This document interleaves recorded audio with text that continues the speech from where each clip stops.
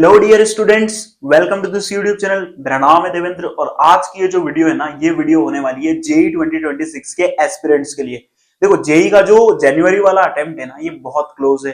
तो अगर आज की डेट में मैं जेई मेन की प्रिपरेशन करना चाहता हूँ, जेई का एग्जाम देना चाहता हूँ, चाहे मैं यहाँ पे रिपीटर हूँ, सिर्फ जेई के लिए प्रिपेयर कर रहा हूँ, या चाहे मैं 12th क्लास के साथ में यहाँ पे अटेम्प्ट देने वाला हूँ, तो मेरी अगली जो ये 60-70 डेज बचे हैं ना, इनमें क्या अप्रोच होनी चाहिए, मुझे क्या ऐसा करना चाहिए कि यहाँ पे मैं बहुत अच्छे परसेंटाइल से यहाँ पे जेई के एग्जाम में सेलेक्ट हो सकूं, बहुत अच्छा यहाँ पे स्कोर कर सकूं। तो मैं यहाँ पे आपको अपनी पर्सनल स्ट्रेटेजी बताऊंगा कि आपको क्या करना चाहिए। देखो, मेरी 97.7 परसेंटाइल थी जेई में, तो मैंने क्या ऐसी गलतियां की कि मैं 99 परसेंटाइल स्कोर तक नहीं पहुंच पाया, और मैंने क्या ऐसा सही किया कि मैं 97.7 परसेंटाइल के स्कोर पर पहुंचा इस एग्जाम में।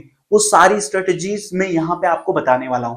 देखो, अगर मैं एक ही वीडियो में यहाँ पे पूरी स्ट्रेटेजी बता दूं ना कि आपको किस तरह से एग्जाम को अप्रोच करना चाहिए, तो ये आप एक दिन देखोगे, दूसरे दिन भूल जाओगे। इससे ज्यादा बेटर तो ये है कि मैं आपको हर चैप्टर की यहाँ पे स्ट्रेटेजी बताऊं अलग अलग वीडियोस में। तो आप यहाँ पे चैनल पे नए हो ना, तो चैनल को एक बार सब्सक्राइब कर दो और वीडियो को एक बार लाइक जरूर कर देना। देखो, यहाँ पे हर चैप्टर के लिए हम लोग एक डिफरेंट स्ट्रेटेजी यूज करेंगे। किस चैप्टर में आपको कॉन्सेप्ट्स पढ़ने, किस चैप्टर में आपको थ्योरी का नॉलेज एक्वायर करना है, और किस चैप्टर में आपको न्यूमेरिकल्स की प्रैक्टिस करनी है, हर चैप्टर में मैं आपको यहाँ पे बताऊंगा। उससे ना क्या होगा यार कि आपके दिमाग में इन चैप्टर्स का एक मिक्सचर नहीं बनेगा, ठीक है, एक रायता नहीं फैलेगा आपके दिमाग में। आपको हर चैप्टर को किस तरह से यहाँ पे पढ़ना है, हर चैप्टर के लिए आपके पास एक डिफरेंट स्ट्रेटजी होगी। क्योंकि देखो, solution and colligative properties is a different chapter, haloalkanes and haloarenes is completely a different chapter. दोनों चैप्टर्स अलग अलग है, तो दोनों की स्ट्रेटजी भी तो डिफरेंट होनी चाहिए। आप एक सिंगल स्ट्रेटजी से दोनों को अप्रोच थोड़ी कर सकते हो, ठीक है। तो यहाँ पे आपको क्या करना है, डेली इस स्ट्रेटजी को मैं यहाँ पे वीडियोस के थ्रू आपको यहाँ पे अवेलेबल करवाने वाला हूँ कि आपको कौन सी स्ट्रेटजी यूज करनी है हर चैप्टर के लिए। उसके बाद में आप उस स्ट्रेटजी को अप्लाई करो 2 दिन के लिए, ठीक है।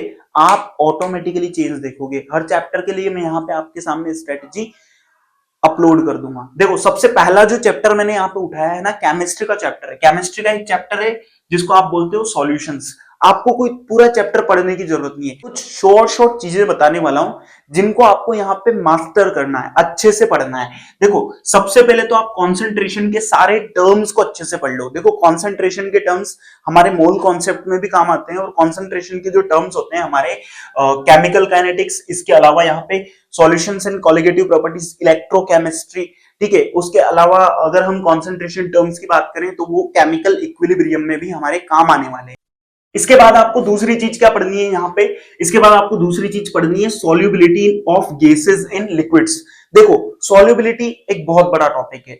सॉलिड की सॉल्युबिलिटीज भी पढ़ सकते हो आप लिक्विड में, लिक्विड में सॉल्युबिलिटी भी हम लोग आगे यहाँ पे देखेंगे। यहाँ पे हम लोगों को सॉल्युबिलिटी पढ़नी है गैसेस की, किसमें, लिक्विड्स में। इसमें भी हमें क्या पढ़ना है, मेनली इफेक्ट ऑफ प्रेशर, यानी कि हेनरीज लॉ को आपको यहाँ पे अच्छे से पढ़ना है। हेनरी लॉ पढ़ो और हेनरी लॉ की एप्लीकेशंस पढ़ो। अगर आप साथ में एक दो न्यूमेरिकल्स को सॉल्व कर लोगे ना, बस क्लियर है आपका हेनरी लॉ यहाँ पे अच्छे से। आपको सॉल्युबिलिटी पूरी पढ़ने की जरूरत नहीं है, आप solubility of gases and liquids पढ़नी है। और यहाँ पे उसमें भी मेनली क्या टॉपिक पढ़ना है, इफेक्ट ऑफ प्रेशर, यानी कि हेनरीज लॉ आपको पढ़ना है, ठीक है। आगे बात करता हूं मैं वेपर प्रेशर की। वेपर प्रेशर अपने आप में एक वास्ट टॉपिक है, बहुत बड़ा टॉपिक होता है, लेकिन आपको यहाँ पे किस चीज को मास्टर करना है, आपको यहाँ पे पढ़ना है अच्छे से राउल्ट्स लॉ को। देखो, राउल्ट्स लॉ जो होता है ना वेपर प्रेशर के लिए, लिक्विड सॉल्यूशन के वेपर प्रेशर के लिए मेनली हम लोग राउल्ट्स लॉ की बात करते हैं। और इसी से हमारे पास दो चीजें आती है, आइडियल और नॉन आइडियल सॉल्यूशंस। देखो, आइडियल और नॉन आइडियल सॉल्यूशन में क्या याद रखना है, एक तो इनकी कंडीशंस आप अच्छे से याद रखो कि आइडियल सॉल्यूशन के लिए डेल्टा वी यानी कि वॉल्यूम में चेंज क्या होता है, इंथैल्पी में चेंज क्या होता है, ठीक है। नॉन आइडियल सॉल्यूशंस के लिए क्या होता है, इनके बीच में लगने वाले जो इंटरएक्शंस होते हैं ना, वो इंटरएक्शंस किस टाइप के होते हैं। और साथ में आप यहाँ पे इनके एग्जांपल्स पढ़ लो। बस आपको आइडियल और नॉन आइडियल सॉल्यूशन में इतना ही याद रखना है, क्योंकि हो सकता है एग्जाम में इस तरह से दे दे कि which one of the following is not an ideal solution. चाहे आप मान लो बोर्ड का एग्जाम दे रहे हो, बोर्ड के एग्जाम में आपसे पूछ ले कि भाई इनमें से बताओ कि कौन सा नॉन आइडियल सॉल्यूशन है या आइडियल सॉल्यूशन नहीं है, तो एग्जांपल्स भी आपको यहाँ पे अच्छे से याद करने हैं ideal solutions and non ideal solutions के लिए। नेक्स्ट अब हम लोग यहाँ पे अगर बात करें तो कॉलिगेटिव प्रॉपर्टीज। देखो ऐसी प्रॉपर्टीज जो सॉल्यूट के नंबर ऑफ पार्टिकल्स पे डिपेंड करती है। आपके सिलेबस में कॉलिगेटिव प्रॉपर्टीज कितनी है? Total 4। Relative lowering of vapour pressure, RLVP, जिसको बोलते हैं elevation of boiling point, depression of freezing point, osmotic pressure. इनकी आपको थ्योरी इतनी ज्यादा याद रखने की जरूरत नहीं है कि आप इनका डेरिवेशन अच्छे से याद करो। आप इनका मेनली फॉर्मूला पढ़ो, ठीक है? फॉर्मूला क्या होता है, इसके अलावा थोड़ा बहुत इनका आप ऊपर से कॉन्सेप्ट समझ सकते हो कि भाई जब भी मैं किसी लिक्विड के अंदर कोई नॉन वोलेटाइल सॉल्यूट मिलाता हूं तो वहां पे लोवरिंग हो जाती है वेपर प्रेशर की, ठीक है? तो रिलेटिव लोवरिंग आपको पढ़ना है। बॉइलिंग पॉइंट का एलिवेशन हो जाता है, फ्रीजिंग पॉइंट अगर देखें तो वहां पे डिप्रेशन हो जाता है, ऑस्मोटिक प्रेशर यहाँ पे बढ़ भी सकता है और डिक्रीज भी हो सकता है, ठीक है? तो आपको मेनली इनके फॉर्मूले याद करने हैं, ठीक है? सबके आपको फॉर्मूले याद करने हैं और मेनली इन चीजों की आपको क्या करनी है? न्यूमेरिकल प्रैक्टिस करनी है, क्योंकि यहां से न्यूमेरिकल ही बनने वाला है। ये तो आप समझ जाओ कि यहाँ पे एग्जाम में सबसे ज्यादा वेरी इंपॉर्टेंट टॉपिक है, बहुत इंपॉर्टेंट टॉपिक है, क्योंकि इनसे न्यूमेरिकल आने के चांसेस होते हैं 80% और 20% इसमें से चांसेस रहते हैं कि वो क्वेश्चन पूछेगा। इनको तो अगर आपने मास्टर किया है ना, देखो इनके साथ आप एबनॉर्मल मास को भी रिलेट कर लो, ठीक है? वॉन्टहॉफ ने क्या करेक्शन किया था, जब हम लोग बात करते हैं कि कहीं पे जो सोल्यूट के पार्टिकल्स है उनका एसोसिएशन हो जाता है या डिसोसिएशन हो जाता है, तो वहां पे वॉन्टहॉफ ने करेक्शन किया था। वॉन्टहॉफ ने एक फैक्टर दिया था आई, ठीक है? उस आई के फैक्टर को हम लोगों को इन चारों प्रॉपर्टीज में यूज करना होता है। आप इस चीज को अच्छे से यहाँ पे मास्टर करो, आपके मार्क्स नहीं घटेंगे, ठीक है? अगर आपने इतना सॉल्यूशन एंड कॉलिगेटिव प्रॉपर्टीज में पढ़ा ना, तो मैं 100% श्योर हूं कि आपका जो एग्जाम में क्वेश्चन आने वाला है ना, वो एकदम सही होने वाला है, ठीक है? अब यहां तो हमने बात की कि हमें सॉल्यूशंस के चैप्टर में क्या क्या चीजें पढ़नी चाहिए। अब मैं बताता हूं कि आपको इनको पढ़ना कैसे, ठीक है? देखो पहले तो आप इन सबको क्या करो, नोट डाउन कर लो, ठीक है? यहाँ जो जो भी मैंने लिखा है ना, इन सब चीजों को अच्छे से नोट डाउन कर लो। फिर आपको क्या करना है, जैसे मैंने कॉन्सेंट्रेशन टर्म्स लिखा है, तो आप सबसे पहले अपनी बुक खोलो या अपने नोट्स जो भी आपके पास अवेलेबल है ना उनको खोलो, उसके अंदर सारी कॉन्सेंट्रेशन टर्म्स को एक बार पढ़ लो, उनकी यूनिट्स अच्छे से समझ लो।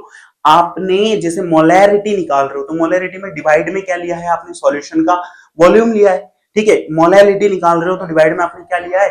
सॉल्वेंट का मास लिया है। तो आप इन छोटी छोटी चीजों को अच्छे से यहाँ पे याद करो। जैसे सॉल्युबिलिटी ऑफ गैसेस, इसमें आप हेनरीज लॉ पढ़ रहे हो, तो हेनरीज लॉ क्या काम आता है, हेनरीज लॉ की एप्लीकेशंस क्या क्या है, आप इनको अच्छे से पढ़ो।